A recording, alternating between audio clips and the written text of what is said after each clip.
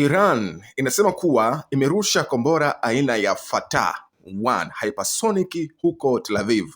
Ilichapishwa majira ya saa 3:59 asubuhi.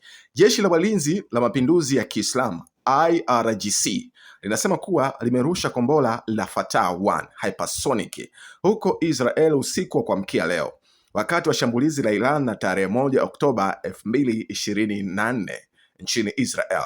Pia ilirusha makumi ya makombora ya Fatah 1 kuelekea Israel. Hata hivyo, hii inaonekana kuwa ni kwa mara ya kwanza kwa kombora la Fatah kutumika katika vita vya kisasa. Kombora la Fatah lilizinduliwa kwa mara ya kwanza mnamo 2023 na ilipewa jina la kiongozi mkuu wa Iran, Ali Khamenei. IRGC imelitaja kombora hilo kama ni mshambuliaji wa Israel, na wakati wa kuzindua bendera kubwa iliwekwa Tehran, mji mkuu wa Iran, na ujumbe uliandikwa kwa Kiebrania, sekunde 400 hadi Tel Aviv. Ingawa IRGC inadai Fatah ni kombora la hypersonic, wataalamu wa kijeshi wanasalia na mashaka juu ya uwezo wake halisi wa hypersonic.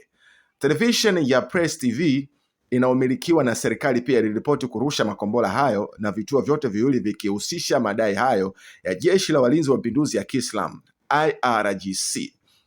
IRGC ilieleza awamu ya hivi punde ya operation hii kwa hatua ya mabadiliko, ikisema kutumwa kwa makombora ya kizazi cha kwanza ya Fatah kunaashiria mwanzo wa mwisho wa mifumo ya kizushi ya ulinzi wa makombora ya Israel.